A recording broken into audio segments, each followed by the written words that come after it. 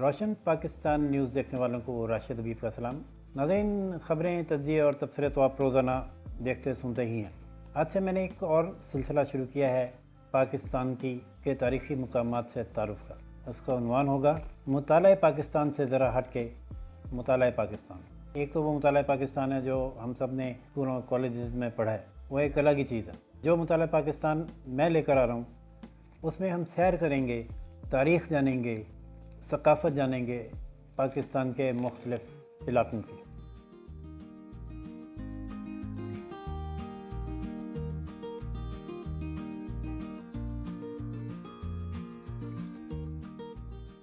शुरू करेंगे पहाड़ों से और जाएंगे समंदर की तरफ। तो नाज़रीन, अल्लाह ताला ने कायनात बनाई और फिर ये ज़मीन बनाई। तो इब्तिदा में ये ज़मीन इर्ताश में थी, बैलेंस नहीं हो रही थी। तो बैलेंस करने के लिए अल्लाह मियां ने एक तरफ बुलंद व बाला पहाड़ बनाए, दूसरी तरफ गहरे और वसी और समंदरों और पहाड़ों ने ज़मीन को मुतवाज़न किया और अब ये मुसलसल इस तवाज़न के साथ अपने मदार के गिर्द घूम रही है और घूमती रहेगी ता क़यामत घूमेगी। ऐसे ही बुलंद व बाला पहाड़ी सिलसिलों में से एक सिलसिले का नाम है हिमालय, जिसे उर्फ़ में हिमालय भी कहते हैं। हिमालय या हिमालय पाकिस्तान के रकबे का भी अहता करता है और ये सिर्फ पाकिस्तान में ही नहीं है, ये भारत, चाइना, पाकिस्तान, नेपाल, भूटान, दीगर ममालिक में भी इसकी रेंज है। और नाज़रीन, ये पहाड़ी सिलसिला, इसकी बुलंदी 8,848 मीटर है और इसका बुलंद तरीन मुकाम कहलाता है माउंट एवरेस्ट। हिमालय दुनिया का वो बुलंद तरीन पहाड़ी सिलसिला है जो इंडिया को तिब्बतन प्लेट्यू से अलग करता है। इसकी लंबाई 2,400 किलोमीटर है। मज़ीद तफसील किसी अगली वीडियो में बताएंगे। आज हम इस पहाड़ से नीचे की तरफ आते हैं, पाकिस्तान के उस हिस्से की तरफ जो आबाद है। नीचे उतरते हैं तो जो इलाका, जो इसकी बेस बनती है पहाड़ की, बेस कैंप जिसको कह सकते हैं, वो है पाकिस्तान का इलाका मरी और इंडिया का इलाका है शिमला। इनको ही अगर किसी इमारत से खड़े होकर वीडियो बनाएं तो ये फ़र्क करना मुश्किल हो जाता है कि ये मरी है या शिमला है या ये नेपाल। एक मरतबा अमेरिका और अफ़गान जंग का आगाज़ हो रहा था तो दुनिया के साफ़ी पाकिस्तान आए हुए थे। उनमें से एक ऑस्ट्रेलियन साफ़ी से भी दोस्ती हो गई। उससे मैंने पूछा कि क्या ऑस्ट्रेलिया में भी पहाड़ हैं, बुलंदों वाला पहाड़। उसने जो जवाब दिया उसे पर मुझे बेसाख्ता न सिर्फ हंसी भी आई बल्कि एहसास तफ़ाखुर भी हुआ। मैंने प्राइड फील किया। उसने कहा कि अगर ऑस्ट्रेलिया में जो पहाड़ हैं, अगर मैं उनको पहाड़ कहूँगा तो आप मेरा मजाक उड़ाओगे। यानी हमारे पास दुनिया के बुलंद तरीन पहाड़ों का सिलसिला और उन पहाड़ों में रहने वाले लोग और उन पहाड़ों की हम अगर सैर करें तो वो स्टनिंग और ब्रेथ टेकिंग सीन है, जिनमें कागान, नरान, शगरान, एबटाबाद, मानसेरा, मरी, न जाने क्या क्या। मरी हिल्स के नाम से पाकिस्तान में कौन वाकिफ़ नहीं। रावलपिंडी से सिर्फ 1.5 घंटा की मसाफत पर और सतह समंदर से 291 मीटर की बुलंदी पर पुरफ़ज़ा चीड़ और चिनार के फलक शिगाफ दरख्तों और बर्फ़ पोश पहाड़ों, आबशारों और झरनों से मुज़य्यन एक इंतहाई हसीन तफरीही मुकाम है जो इंतज़ामी तौर पर ज़िला रावलपिंडी की तहसील मरी कहलाता है। इस पुरफ़ज़ा और पुरकैफ और रोमानवी माहौल से लबरेज़ मुकाम की तारीख़ के मुताबिक एक British Indian army officer major James EBIT ने 1847 में दरियाफ्त किया और यहाँ शहर बसाने का आगाज़ 1851 में हुआ और पहली तामीर सनी बैंक के मुकाम पर की गई। यह तामीर पंजाब बोर्ड के सदर हेनरी लॉरेंस ने करवाई। इब्तदाई तौर पर यह मुकाम बरतानवी हुक्मरानों के लिए सैनिटोरियम के तौर पर इस्तेमाल किया गया था। फिर सनी बैंक के मुकाम से शहर की बाकायदा तामीर का आगाज़ 1953 से हुआ। पहले चर्च की तामीर 1857 में हुई जो आज भी कायम है और इस चर्च की खूबसूरत और एक पहाड़ी पर तामीर की गई इमारत को लोग आज भी देखने के लिए बड़े शौक़ से जाते हैं और ये मरी के हुस्न में एक इजाफ़ा है। खूबसूरत इमारतों और हसीन नज़ारों में से एक नज़ारा मरी का ये चर्च भी है। इस चर्च से नीचे एक सड़क तामीर की गई जिसे माल रोड कहा जाता है और चर्च के सामने दुकानें, बैंक और रेस्टोरेंट्स कायम किए गए जो इब्तदा में ब्रिटिश स्टैंडर्ड के हामिल कमर्शियल सेंटर जिसको कहा जा सकता था, जहां यूरोपियन सामान मिलता था और टेलर जो हैं वो ब्रिटिश स्टाइल के ड्रेसेस जो हैं वो सीते थे और जो रेस्टोरेंट का मेयार था वो भी ब्रिटिश के स्टैंडर्ड का था। खूबसूरत दरख्तों, हरियाली اور پہاڑوں کے درمیان یہ مال روڈ، چرچ اور یہ کمرشل ایریا ایک انتہائی پرسکون، پرفضا اور خوبصورت ترین مقام تھا، جو اب ہم نے اتنا حسین نہیں رہنے دیا تعمیرات کر کر کے اور درخت کاٹ کے، لیکن اس مال روڈ کے دائیں بائیں کا ماحول اور پہاڑ اور آبشاریں اور چیڑ اور چنار کے درخت بہرحال اب بھی وہی منظر پیش کرتے ہیں۔ حاضرین، ریسٹورنٹس پر یاد آیا کہ ہمارے ایک صافی دوست ہیں، ان کا نام ہے اسلم بٹ۔ انہوں نے اس تمام صورتحال کا، جس میں برٹش اسٹینڈرڈ کا ریسٹورنٹ، مری کا ماحول، مال روڈ، اس کی خوبصورتی، اس کا حسن، وہاں سیر کرنے والے لوگ اور ان کی کلاس اور اپنی حسرت، رومانوی کیفیت اور کرن مائیگی کا احساس ایک شعر میں سمو دیا ہے، اور وہ شعر کہنے کو تو کامیڈی ہے لیکن وہ ٹریجڈی بھی ہے۔ کل شام مری کے مال پر لنٹاٹس کے قریب دیکھا اس نے مجھے تو گاڑی کا شیشہ چڑھا دیا۔ ناظرین، 1857 میں مری اور ہزارہ کے مقامی قبائل، جن میں ڈھنڈ عباسی قابل ذکر ہیں، نے برٹش آرمی کے خلاف بغاوت کر دی۔ ان کا خیال تھا کہ برٹش آرمی نے ان کے علاقے پر قبضہ کر لیا اور وہ برٹش آرمی پر حملہ آور ہو گئے۔ بالآخر اس بغاوت پر قابو پا لیا گیا اور وہ مفتوح ہو گئے۔ مری کی دیگر معروف عمارتوں میں British convent of Jesus of میری ہے۔ ناظرین، جیسس آف میری کی اس مناسبت سے مری کے پرانے باشندے آج بھی اس شہر مری کو میری کے نام سے پکارتے ہیں۔ دیگر عمارتوں میں گورنر ہاؤس، جو کشمیر پوائنٹ پر واقع ہے، پاکستان پوسٹ اور مختلف سرکاری ریسٹ ہاؤسز شامل ہیں۔ یہاں کا سردیوں میں یہاں کے مکان، درخت، سڑکیں، ہر طرف سفید برف کی چادر دکھائی دیتی ہے، جو ایک الگ ہی بہت خوبصورت منظر پیش کرتی ہے۔ اور گرمیوں میں چیر اور چنار کے درخت اور ان کی ٹھنڈی ٹھنڈی چھاؤں۔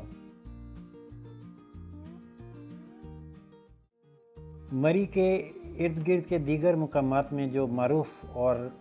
سیاحت کے لحاظ سے خوبصورت ترین مقامات ہیں، ان میں پتریاٹا، نتھیا گلی، ایوبیا، گھوڑا گلی وغیرہ شامل ہیں۔ مری کسی زمانے میں ایک گھنا جنگل تھا جو ٹمبر مافیا کے ہاتھوں گنجا ہو چکا ہے۔ یہاں کے جنگلی حیات میں تیندوا اور بندروں کے علاوہ بہت خوبصورت پرندے اور کثیر تعداد میں جنگلی جانور اور پرندے پائے جاتے ہیں، جو پہلے تو بہت کثیر تعداد میں تھے، لیکن اب آبادی میں اضافے کے ساتھ ساتھ ان کی تعداد یا تو کم ہو گئی ہے یا نیچے اوپر غیر آباد علاقوں میں گھنے جنگلوں میں چلے گئے ہیں۔ مگر کبھی کبھی تیندوا جو ہے وہ آبادی میں گھس آتا ہے اور آبادی میں لوگوں پر حملہ آور ہونے کی بھی کوشش کرتا ہے، جس سے خوف و ہراس کی فضا پیدا ہوتی ہے۔ لیکن یہ واقعات زیادہ نہیں ہوتے، بہت کئی سالوں میں اکا دکا کوئی ایسا واقعہ رونما ہوتا ہے۔ مری کی معیشت کا انحصار سیاحت پر ہے، اور بدامنی اور کرونا سے پہلے یہاں سیاحوں کا ایک سیلاب عمدہ کرتا تھا۔ زیادہ تر سیاحت گرمیوں میں ہوتی تھی، لیکن برف باری دیکھنے کے شوقین بھی جو ہی برف پڑنے کی اطلاع ملتی تھی، راولپنڈی اور اسلام آباد کے باسی مری کی طرف ایسے دوڑتے تھے جیسے وہاں کہ جنت کی طرف جا رہے ہیں۔ ٹریفک جام ہو جاتا تھا، اور وہ 24 گھنٹے ٹریفک جام رہنے کی بھی روایات موجود ہیں۔ مری کے لوگ بارے میں مری کے رہنے والے کیا کہتے ہیں، وہ اس مری کو کیسے دیکھتے ہیں، وہ یہاں کے ماحول سے، یہاں کی معیشت سے کیسے متاثر ہوتے ہیں۔ جب سردیوں میں شدید سردی پڑتی ہے اور گرمیوں میں سیاحت میں اضافہ ہوتا ہے تو ان کی کیا روٹین ہوتی ہے۔ مری جو ہے یہ اس کی تاریخ بہت پرانی تاریخ ہے، اور یہ تاریخی حوالے سے اگر آپ دیکھیں اس کو، مری کی جو تاریخ ہے اس کو دیکھیں تو یہ آباد جو ہے یہ سارے یہ انڈیجنس ہے، یہاں کے جو لوگ ہیں وہ یہاں کے لوکلز ہیں۔ تو بنیادی طور پر جو آپ سنتے ہیں کہ جی مری میں عباسی قبیلہ جو ہے وہ آباد ہے، تو عباسی قبیلے کا جو سب کاسٹ ہے اسے ہم ڈھونڈ کہتے ہیں۔ تو انفیکٹ جو ہماری جو اصل جو کاسٹ ہے اسے ہم ڈھونڈ کہتے ہیں، اور اس کے بعد پھر یہ عباسی جو ہیں یہ صرف مری میں نہیں بلکہ مری کے جو مضافاتی علاقے ہیں، مثلا جسے آپ آزاد کشمیر کہہ لیں، ایبٹ آباد یعنی خیبر پختونخوا کے کچھ علاقے ہیں وہ، اور کوٹا کے کچھ علاقے ہیں، تو یہ ان سارے علاقوں میں یہ لوگ جو ہے نا عباسی خاندان یا ڈھونڈ جو ہے وہ آباد ہے۔ اور تحریک آزادی میں اور انگریز کا جو استبداد تھا یا اس وقت کی جو حکمرانی تھی اس کے خلاف جو آواز اٹھی، سب سے پہلی جو آواز اٹھی وہ اسی خطے سے اٹھی۔ اور آپ کی معلومات میں اضافہ میں کرتا چلوں کہ یہاں کے جو بہت بڑے فریڈم فائٹر تھے، بدقسمتی سے یہ چیزیں ہماری جو آنے والی اس وقت جو نسلیں ہیں ان تک یہ بات نہیں پہنچ سکتی اس طرح سے جس طرح پہنچنی چاہیے تھی، مگر یہ ایک تاریخی حقیقت ہے کہ اس خطے نے سردار باز خان عباسی کو جنم دیا۔ وہ ایک ایسی مشہور شخصیت تھے جنہوں نے انگریز کے خلاف علم بغاوت بلند کیا، اور اپنے بزرگوں سے سنا ہے کہ ان کے لیے ہیڈ منی یعنی ان کے سر کی قیمت بھی انگریز نے مقرر کر رکھی تھی، اور پھر ان کو بعد میں گرفتار کیا گیا، اور پھر ان کے خلاف ان کو جو ہے وہ رنگون میں کالا پانی کہا جاتا تھا اس وقت، اس کی سزا بھی جو ہے نا وہ دی گئی، کیونکہ انگریز جو تھا اس نے مختلف علاقوں کا سروے کیا، اور مری کو انہوں نے ایک ہل سٹیشن جو ہے وہ ڈکلیئر کیا، اور جب انہوں نے مری کو ہل سٹیشن ڈکلیئر کر دیا تو پھر اس کی تعمیر و ترقی میں انگریز کے زمانے میں انہوں نے اس پہ چونکہ خصوصی دلچسپی لی، اور ان کا یہاں پر آنا اور اس کے بعد یہاں پر مختلف مقامات اور مختلف عمارتوں کا تعمیر کرنا جو تھا وہ بھی اسی سلسلے کی کڑی تھی۔ مثلا آپ دیکھیے بہت سے وہاں پہ ایک چرچ ہے، اس کے علاوہ گورنر ہاؤس ہے، اس کے علاوہ اور مختلف جو ہے بہت تاریخی عمارتیں، مگر ان عمارتوں کی یا جو تعمیرات ہیں ان کی خصوصیت یہ تھی کہ انگریز نے شروع سے اس بات کا خیال رکھا کہ مری کا جو ماحول ہے وہ جو ہے ماحولیاتی آلودگی جو ہے اس حوالے سے انہوں نے کہا کہ اس کو جو ہے نا وہ کسی طرح سے متاثر نہ ہو، اور خاص طور پر آپ کو اس چیز کا انداز اس بات سے ہوگا کہ وہاں پر جو تعمیرات ہوتی تھیں، جو مکان بنتے تھے یا جو جتنی بھی تعمیرات، وہ ان میں سے زیادہ تر جو تھیں وہ لکڑی کی ہوتی تھی۔ مری کی جو ایکسیس ہے یا مری پہنچنے کا جو راستہ ہے یا جو وقت ہے وہ چونکہ کم ہے، لوگوں کا انفلکس جو ہے وہ بہت زیادہ ہوتا ہے یہاں پہ، اور اسلام آباد جو ہے وہ نزدیک ہے، لاہور جو ہے وہ کتنا زیادہ دور نہیں ہے، اس کے مضافاتی علاقے جو ہیں وہاں سے لوگ، مضافاتی سے مراد یہ ہے کہ پنڈی، اسلام آباد، لاہور اور پنجاب سے جو لوگ ہیں انہوں نے خصوصی دلچسپی یہاں پہ رکھتے تھے۔ دیکھیے جی، آپ کو یہ سن کر حیرانگی ہوگی کہ جب آپ پنڈی میں ہوتے ہیں اور سخت گرمی ہوتی ہے تو یہاں کا جو درجہ حرارت ہوتا ہے وہ 36 سے لے کے 40 اور 40 سے بھی اوپر ہوتا ہے، اور سخت گرمی ہوتی ہے پنڈی کے اندر، اسلام آباد کے اندر، اور جب آپ ایکسپریس وے پہ چڑھتے ہیں تو with in span of 25 minutes جو ہے نا جی وہ موسم ایک دم سے چینج ہو جاتا ہے۔ جی مری میں لارنس کالج جو ہے وہ بہت مشہور معروف ایک، اور اس کی تاریخی اہمیت بھی ہے، نہ صرف یہ کہ تعلیمی اعتبار سے جو اس کا ٹریک ریکارڈ ہے وہ، کیونکہ ملک کی بہت نامور شخصیات جو ہیں وہ وہاں سے فارغ تحصیل ہوئیں، اس کے ساتھ جو ہے وہ اس کی جو زیادہ تر انحصار ہے وہ ٹورزم کے اوپر ہے۔ مری کا جو علاقہ ہے اور مری کے جو لوگ ہیں اور مری کے جو عوام ہیں، ان کا جو بنیادی طور پر جو مائنڈ سیٹ کہہ لیں، ان کی ٹریڈیشنز کہہ لیں، وہ ٹرائبل ہیں۔ ٹورزم کی پروموشن میں ہم زبانی جمع خرچ تو بہت کچھ ہوتا ہے، لیکن وہاں پر ہوا کیا ہے مجھے آپ بتائیں۔ یہ جتنے بھی لوگ وہاں پر جنہوں نے اپنے آپ کو اسٹیبلش کیا ہے، یہ انہوں نے اپنی، میں سمجھتا ہوں محنت کے اوپر کیا ہے، اپنی کاوش کے اوپر کیا ہے۔ اچھا عباسی صاحب یہ بتائیے کہ مری جو قدرتی حسین نظاروں سے مزین ہے، اس کی خاص بات وہاں کے اونچے اونچے لمبے لمبے درخت ہیں جو اتنا خوبصورت منظر پیش کرتے ہیں کہ اس کو میں ایک موسیقی کی صورت میں اس میں بیان کروں گا۔ لیکن آپ یہ بتائیں کہ وہاں لوگوں نے زیادہ تر جو ایندھن کے لیے درختوں کا استعمال کر کے اس کو گنجا کر دیا۔ اب کیا صورتحال ہے، ایندھن کی ضروریات کیسے پوری ہوتی ہیں اسی طرح درختوں سے؟ میں سمجھتا ہوں بہت پرٹینٹ سوال کیا ہے،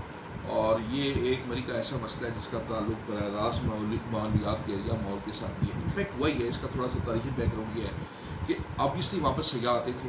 اور ہزاروں لاکھوں کی تعداد میں سیاح آتے تھے، اور بڑی فریکوینٹلی آتے تھے، سردیاں گرمیاں سارا کو، خاص طور پہ سردیاں جو ہوتی تھیں اس کے اندر۔ یہ تو میں آپ کو سیاحت کے حوالے سے بتاؤں، سب سے جو بڑا مسئلہ تھا وہاں لوگوں کا وہ ایندھن کا تھا۔ اچھا، اس سلسلے میں جو ہے نا یہ بہت پہلے، آج سے 90s کے اوائل میں ایک آئیڈیا فلوٹ ہوا کہ مری کے ایندھن کے جو مسائل ہیں اور مری کی جو ٹمبر ہے یا جو مری کا جو جنگلات ہیں ان کو بچانے کے لیے یہاں پر اور مری میں گیس آ گئی۔ جب آپ مری سے آپ انٹر ہوتے ہیں اور ایکسپریس وے پہ جاتے ہیں، اور میں آپ کو پھر بتاؤں کہ ایکسپریس وے کا جو اگر آپ سروے دیکھیں جس جگہ، تو آپ کو بالکل محسوس نہیں ہوتا کہ آپ کسی پہاڑی علاقے میں جا رہے ہیں، اتنا خوبصورتی کے ساتھ اس کو بنایا گیا ہے کہ وہ سٹیپ نہیں ہے اس طرح سے۔ ایک بات مجھے جو پرانا راستہ ہے نا جو زمانے کی روڈ ہے وہ خوبصورت لگتی ہے۔ جی ہاں، وہ تو اپنی چوائس ہے آپ کی، لیکن اس میں تھوڑا سا ٹریولنگ کے حساب سے تھوڑی سی ڈیفیکلٹی ہوتی ہے، یہ زیادہ آسان ہے۔ وہ علاقہ بھی ہے، وہ پرانی روڈ ہے، وہ بہت خوبصورت ہے، اس میں کوئی شک نہیں۔ اچھا، اب آگے دیکھیے اب جب آپ آگے آتے ہیں تو جب آپ مری میں انٹر ہوتے ہیں تو سب سے پہلے آپ جب لو ٹوپا کو ٹچ کرتے ہیں تو لو ٹوپا سے ایک سڑک سیدھی نیچے چلی جاتی ہے اور اس کو کوالا کی طرف جاتی ہے، اور کوالا جو ہے وہ آزاد کشمیر کا سٹارٹنگ پوائنٹ ہے۔ لائک وائز جب آپ مری شہر سے جیگا گلی کا ایک مقام ہے، وہاں سے جب آپ پل کانٹیننٹل کی طرف جو روڈ جاتی ہے، اگر آپ اس پہ جائیں تو اس روڈ کو کہا جاتا ہے مری کوالا برائیڈل روڈ، پرانی پی سی بورن سے آپ نیچے چلے جائیں ٹورڈز آزاد کشمیر، تو یہ پھر آگے جا کے بھی کوالا کی طرف روڈ جاتی ہے۔ تو اس کا جو ہماری آخری یونین کاؤنسل ہے دیول جسے ہم کہتے ہیں، اوسیا، جہاں سے میرا اپنا ذاتی گھر بھی ہے، تعلق ہے جہاں سے میرا، اس جگہ پہ اگر آپ جائیں تو وہاں پہ آپ کو آخری یونین کاؤنسل ہے، اس کے بعد خیبر پختونخوا کا علاقہ شروع ہو جاتا ہے۔ اگر آپ ان سے لطف اندوز ہونا چاہیں، اگر آپ سوات جائیں تو آپ کو 5-6 گھنٹے لگتے ہیں، اگر آپ اس سے آگے چلے جائیں تو اور زیادہ وقت ہے، آپ کا آن ناران جائیں تو آپ کو تقریباً پورا ایک دن لگ جاتا ہے وہاں پر، اور اگر آپ اس سے آگے جانا چاہیں تو آپ کو 2 دن لگ جاتے ہیں۔ تو میں یہ سمجھتا ہوں کہ مری جو ہے وہ اس حوالے سے ایک بہت اٹریکٹیو ایک ہل اسٹیشن ہے۔ ناظرین، ہمالیہ سے نیچے اترتے جائیں تو جو بیس کیمپ بنتا ہے اس میں مری اور شملہ یہ ایک ہی پہاڑی سلسلے کا حصہ ہیں، اور دونوں اپنے اپنے ملکوں میں